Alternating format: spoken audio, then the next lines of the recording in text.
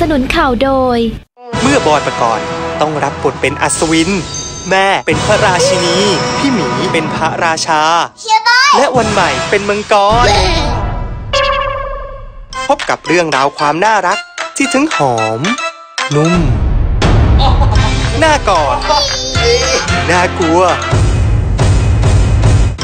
ติดตามได้ในเรื่องนุ่ม3เท่ากับเรา3คนจาก Comfort เพียวที่ YouTube และ Facebook Comfort Zone Thailand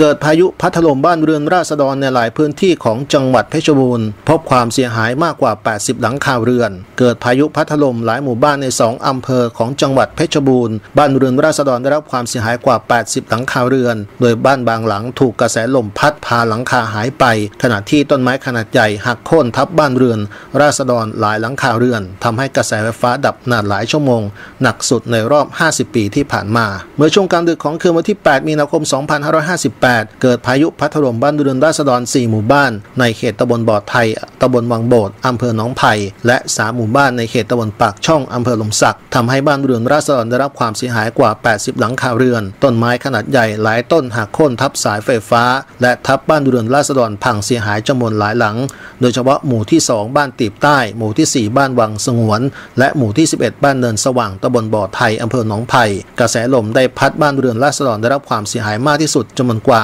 40หลังคาเรือนโดยบ้านเรือนราษฎรบางหลังถูกกระแสลมพัดพาหลังคาเปิดหายไปทั้งหลังยุ้งฉางเพื่อเก็บพืชผลทางการเกษตรอาทิมายาสูบข้าวโพดและกระหล่ำปลีได้รับความเสียหายจำนวนเกือบ100ไร่โดยชาวบ้านบอกว่าหนักสุดในรอบ50ปีที่ผ่านมาขณะที่บ้านเรือนราษฎรในหมู่ที่1บ้านน้ำดุกเหนือหมู่ที่10บ้านปากช่องและหมู่ที่15บ้านทรัพย์สมบูรณ์ตำบลปากช่องอำเภอหล่มสักบ้านเรือนราษฎรได้รับความเสียหายจำนวนกว่า40หลังคาเรือนเช่นกันต้นไม้ขนาดใหญ่หลายต้นหักโค่นทับสายไฟฟ้า